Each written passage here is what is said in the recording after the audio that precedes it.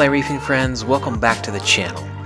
I wanted to do one last final update on the Red Sea Reefer G2 350, but before we jump into it, do me a favor, hit that like button and consider subscribing. It really does help me out. But as of now, this tank is no longer in existence due to some unfortunate reasons. And I'm not here to talk negatively about Red Sea, about the company. I mostly just want to celebrate the tank's successes and briefly go through the methods I was using to run this tank right before I shut it down. So first off, the tank continued to do really well and growth was fantastic, but almost problematic. I couldn't really reach to the bottom of the tank to remove, dead snails or detritus without some accidental fragging. Now for lighting, I continued to run metal halide 250 watt radium bulbs, 2 Orphic Blue Plus bars, and recently I replaced the 4 T5s in the fixture with 2 AI blade grows, which were fantastic and really helped me pull some better colors, I think. I especially enjoyed taking top-down videos with just the AI blades and Orphic bars on, as that gave me kind of that Instagram-worthy look, that you see all the time nowadays. And the corals just really popped with that combination. Now, right before shutting down the tank, the overall health of the corals was fairly good, like I mentioned. I wasn't overly happy with some of the coloration, and that may have been due to me shutting down my refugium in preparation for transferring the livestock to the new tank, which caused some instability, I think, within my system. Now, in terms of water chemistry, my target parameter goals remain the same up until the very end of this tank's life. I shoot for alkalinity between 7.5 and 8, calcium of 440 to 450, magnesium above 1300 typically. And for salt mix, I continue to use Tropic Marin Pro Reef Salt.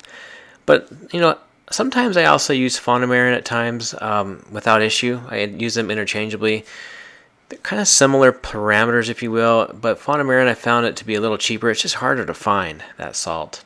And for nutrient levels, I continue to target a phosphate level of 0.1 and nitrates of at least 5. But I'd still struggle maintaining some level of nitrate in the tank without having to dose ammonia, which I kind of gave up on.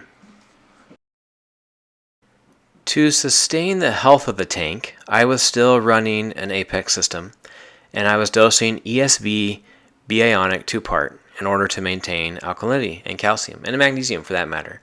I wasn't dosing anything else, no trace elements, and I was simply just feeding the fish and doing weekly water changes of at least 10%. I've used ESV bionic, I think since day one for this tank, and it did serve me well for the most part. I did find in the last year or so of the tank's life, my lithium and bromide levels kept getting elevated. As you can see here in my most recent ICP test, they were actually quite high, and I couldn't really out water change the elevation due to how much I was dosing of the 2-part. And my belief is that the calcium component of ESV may be contaminated with some lithium and bromide. A few other reefers I've talked to have reported similar kind of results. So towards the end, I was dosing roughly 200 milliliters per day of the ESV 2-part.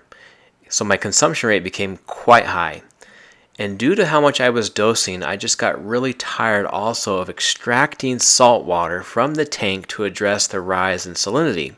So as a result, I set up a 5-gallon reservoir next to the tank. Kind of ugly, yep.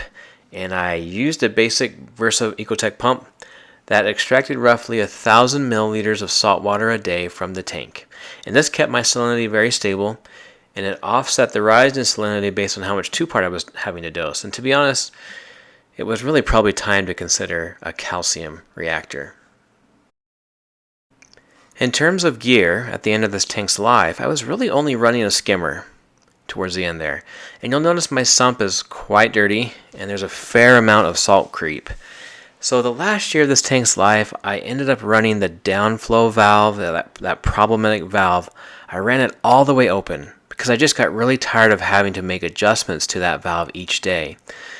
which was actually making my salinity quite unstable, and my auto top-off pump kept going on and off and overdosing on occasion due to the fluctuating water levels in the overflow box and in the sump as a result of this finicky downflow valve. So I ended up running the valve wide open, and yes, the overflow was very loud, and yes, there was more salt creep. And I also stopped running any socks and simply let the detritus accumulate in the sump, but I would vacuum it out each month on occasion using a bucket head wet vac, and that seemed to work pretty well. So let me briefly address why this tank was shut down. In March of 2026, the right front seam developed a water bubble in the silicone. I sent photos to Red Sea, and they communicated that the seam would likely get worse and that they would send me out a new replacement tank under warranty. My tank was 3.5 years old, and once that information was communicated to me from Red Sea, I started making plans to upgrade tanks, and I decided to go a different direction from Red Sea. Now, in the meantime, I threw down a water alarm near the front of the tank by this seam, just in case I needed to act quickly and I could be alarmed or alerted that the water was leaking. And I also picked up a few larger C-clamps and had those ready to go in case of an emergency.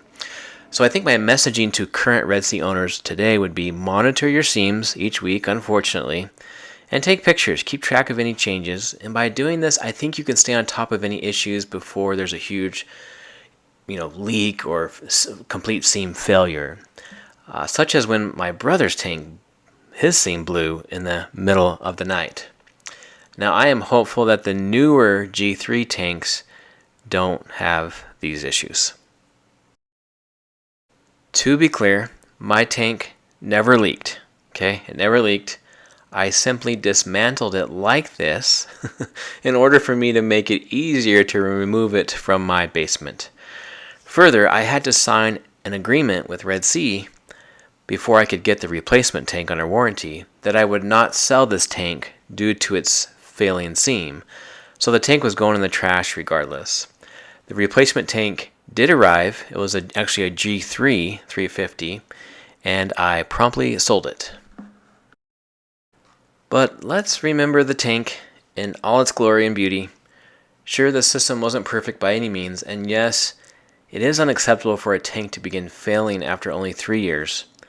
But in those 3 years, we took 1-inch frags to colonies growing out of the water, and we also won 2 battle corals grow out competitions within that time frame.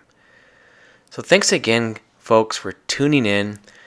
Enjoy a little bit more coral candy one last time, and we will close this chapter.